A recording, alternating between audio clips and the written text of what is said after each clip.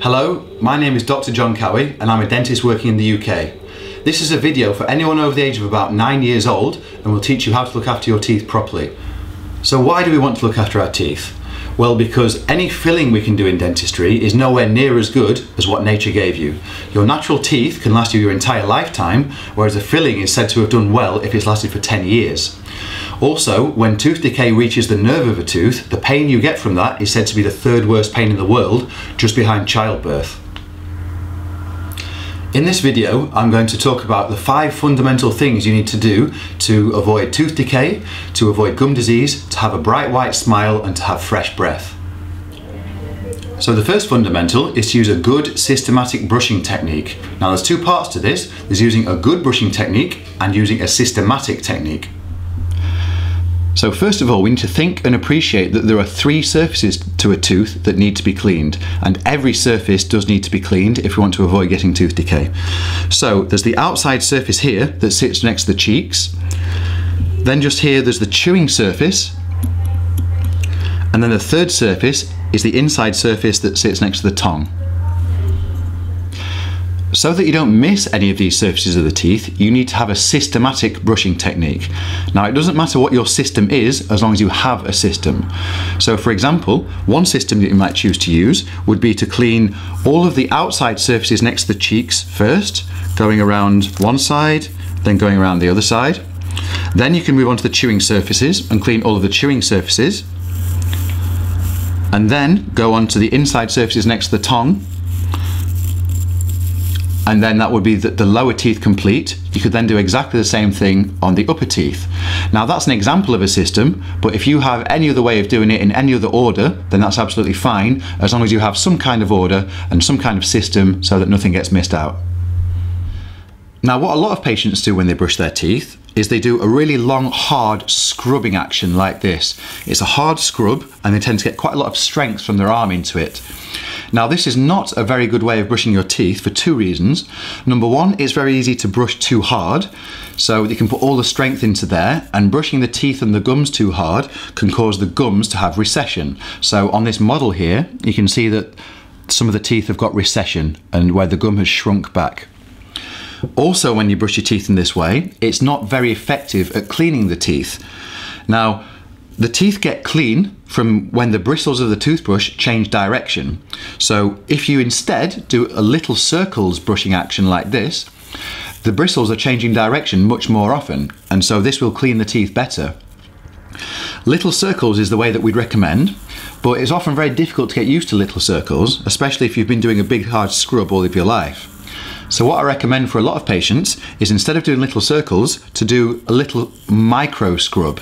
So this is just, it's like a vibration movement, just slowly going around the teeth, but vibrating the toothbrush and just doing a very small scrubbing action forwards and backwards. This is effectively the same as doing the little circles. It allows the toothbrush to change direction much more often, and it also doesn't let you brush too firmly. So using the little circles or the vibration movement is really good for doing the outside surfaces next to the cheeks, so you can do all of those surfaces using this method. It's also good for doing the inside surfaces of the teeth next to the tongue. But when it comes to doing the chewing surfaces just here, you actually want to scrub those, because they have deep nooks and crannies that the bristles just won't get down by doing the other methods. So you want to, scrub reasonably firmly across the surfaces of those teeth, and then the surface of these teeth here, and then that'll get into little nooks and crannies there and clean those teeth out effectively. A common part of the mouth that people miss when they're brushing is the backs of the front teeth. So both the bottom ones and the top ones get missed around here. So to brush those properly, as Anthony's going to show us now, to brush the backs of the lower teeth, he's raising his elbow. That's good. And then to brush the backs of his upper teeth, the elbow drops. Perfect. Another area that patients commonly miss when they're brushing is this little gap just here, right where the gum meets the tooth, all around here. I often find that patients are very good at brushing the big smooth surface of the tooth up here, but they miss the gap where the gum meets the tooth. This leads to a build-up in plaque around that area, and then that leads to the gums getting red, they get inflamed and swollen, they bleed easily, and this is the start of gum disease. So to clean out this little crevice where the gum meets the tooth effectively, what we need to do when we're brushing our teeth is to take the toothbrush and instead of holding it sideways at 90 degrees to the tooth, we want to angle the toothbrush 45 degrees downwards towards the gums so that the ends of the bristles poke right down that little crevice and they clean that crevice out effectively so we can keep healthy gums. So we want to angle it downwards at 45 degrees for the lower teeth, and if these were the upper teeth, then we want to angle it upwards at 45 degrees to clean the upper teeth. Tip number 2 is to use the right toothbrush and the right toothpaste. So when choosing a toothbrush, you want to choose a toothbrush with a comfortable handle because it needs to be comfortable when you're brushing. You want to choose one that's got a small head so it can comfortably get all the way to the back of your mouth. You want to have one with soft or medium bristles so that they're not too abrasive to your gums. And ideally, you also have bristles of different lengths to clean little gaps between your teeth. So if you've tried an electric toothbrush before and you don't like the electric toothbrush, then I'd say carry on using your normal manual toothbrush and that'll be fine if you really don't get on with one of these. But if you've not tried one of these before, I would recommend getting one because they are more effective at brushing your teeth than a normal toothbrush. So when you're buying an electric toothbrush, there's 3 main brands. There's Oral-B, this is an Oral-B brush. There's also Philips Sonicare and there's also Colgate. Now I prefer all of them to a manual brush, but the research that's been done shows that this Oral-B one is best for most people. So if I make a recommendation on a toothbrush, then I am going to have to recommend this Oral-B toothbrush.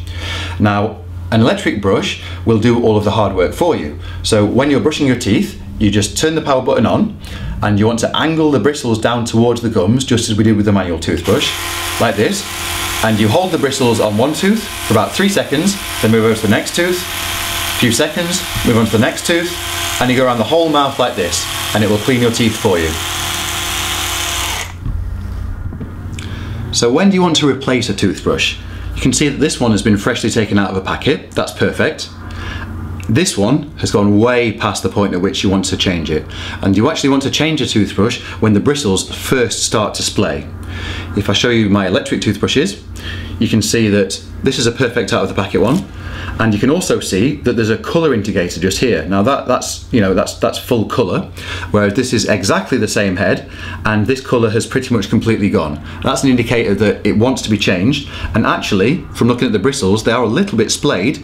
This probably wanted to be changed earlier, and you want to change your toothbrush just as the bristles start to splay outwards. When choosing a toothpaste, you need to choose one with the right concentration of fluoride in it.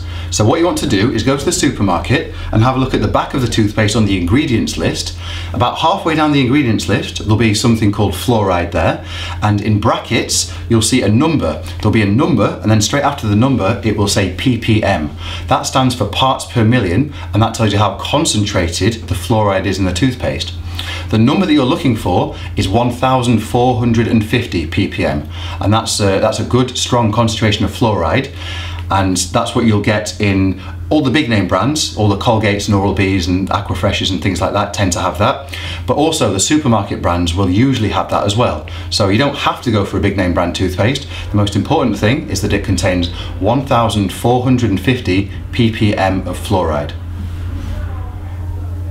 The third tip is spit, don't rinse. This is a really good tip. Because the fluoride in toothpaste is so good for your teeth, why would you want to wash it all away? What I want you to do is to brush your teeth and then build up all that frothy layer of toothpaste as you're brushing your teeth. Then when you're finished, you want to spit out the excess toothpaste, but don't rinse with water. This will allow all the good ingredients in the toothpaste to sit on your teeth and carry on working for hours afterwards. If you do feel that you want to rinse out with water, do that before you brush your teeth and then don't do it afterwards. When to brush? The answer to that is always before bed and one other time of the day as well. Now, I want you to brush your teeth for 2 minutes, and 2 minutes can seem like quite a long time when you're doing it, so I want you to time yourself when you brush just to see how long you are actually brushing for. Now, brushing before bed is the most important time because when you're asleep, you have less saliva in your mouth. Now, saliva is actually really good for your teeth, and through the day, your body will make a whole pint of saliva which washes over your teeth and contains ingredients in it that help protect your teeth. Now, when you're asleep, your body makes much less saliva. So if you have food on your teeth and plaque on your teeth and you don't have a little layer of fluoride over your teeth while you're sleeping, that's when tooth decay is going to start and progress. You want to be brushing one other time of the day as well. Now, after a meal is a very good time to brush your teeth, and after breakfast is perfect for most people. But if you're having a particularly acidic meal, so an acidic meal would contain lots of citrus fruits, for example, so things like oranges, or if you're having lots of pickled foods, or if you're having acidic drinks like orange juice, Coca-Cola, and then lager and wine are very acidic as well. If you're having acidic food, then it's best to wait an hour before you brush your teeth. This is because when you have lots of acidic food and drink, on a microscopic level, this acid will dissolve a very, very thin outer layer of your tooth, and that will go soft. If you brush straight away, then you'll brush off that little thin layer of tooth and that'll be brushed off and gone forever. Whereas if you wait for an hour, then your saliva will actually re-harden the tooth and it will be the same just as it was. Now that hour can be shortened by chewing sugar-free gum, because sugar-free gum makes you produce more saliva, or you could use a mouth rinse. A dental mouth rinse would help as well, and even a rinse of water would help neutralize the acid too. Tip number 5 is limit how much sugar you have. Now, living in your mouth normally, you have thousands of bacteria. Now, those bacteria have lived there all your life and they'll live there the rest of your life. Some of them will cause tooth decay, and their food source is sugar. So if you put lots of sugar in your mouth, giving those bacteria sugar, then they will produce tooth decay in your mouth. So what we want to do is limit the amount of sugar we have, and an important message is that it's about how often you have sugar, which will cause tooth decay. So to give an example, if you have a packet of Smarties and you take your Smarties and you down the packet and eat the entire packet in one go, that's one big sugar attack on your teeth in that day. Now that is not as bad as if you take the same packet of Smarties and you have one Smartie every few minutes throughout the whole day. So if you do that, then you're bathing your teeth in sugar through the whole day, and that long exposure to sugar is going to be much worse for causing tooth decay. So we say limit the amount of sugar you have, and if possible, just try and keep it to after meal times. Then the amount of sugar attacks will be lower. Typical things that are full of sugar would be fizzy drinks, chocolate, biscuits, sweets, and that kind of thing. They're the obvious ones, but you've also got to watch out for hidden sugars. For example, did you know that tomato ketchup is full of sugar? Baked beans in tomato sauce, there's loads of sugar in the tomato sauce. And also you get lots of ready meals, and often ready meals from supermarkets have lots of sugar in too. I mentioned earlier that acidic foods can erode your teeth, but your teeth can also become stained. And the things that will stain your teeth are tea, coffee, red wine, spicy foods such as curry, and also smoking. However, stained teeth can have the stains removed and can be lightened in colour by a dentist, so it can be reversed. Now, I've just described my 5 fundamental tips for looking after your mouth, and for most people that's enough and you don't really need to do anything more. But if you do want extra protection, then what I would recommend is using a fluoride mouth rinse. So you can buy a fluoride mouth rinse such as this one, and when you use the fluoride mouth rinse, what most people tend to do is they'll brush their teeth and then use the mouth rinse afterwards. Now, this is not the best way to do it. If you do the spit don't rinse technique that I described earlier, then using the mouth rinse will give you no additional benefit, because you're just exposing the mouth to fluoride the same way as the toothpaste is, and it's not giving any more benefit. So what we say to do is to brush your teeth twice a day and do the spit don't rinse technique, but then use your mouth rinse at a different time of the day. So if you brush your teeth after breakfast and before bed, then use your mouth rinse at a different time of the day, like when you get home from work in the evening or at lunchtime. One last little tip I'm going to show you is how to find out how good you are at brushing your teeth. What you want to do is go to your chemist or your dentist and buy some of these things. These are called Plaque disclosing tablets. And what they do is they'll stain your plaque on your teeth a certain colour. And then you can see the patterns of where you're brushing well and where you're missing with your brushing. First of all, take some Vaseline and put it on your lips so that you don't stain your lips. Then take the tablet, chew it up and swish it around your mouth for 60 seconds. Next, spit it out and have a good thorough rinse with water. We can now examine the teeth to see the bits that we have been missing with our brushing. We can see that there are several areas that I have missed, particularly around the gaps between the teeth and around the gum line. Now you can practice your new brushing technique and make sure that all the purple patches of plaque have been removed.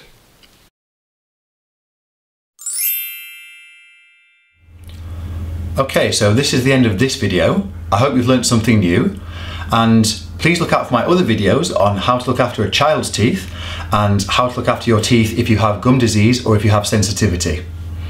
Okay, happy brushing everyone. Bye.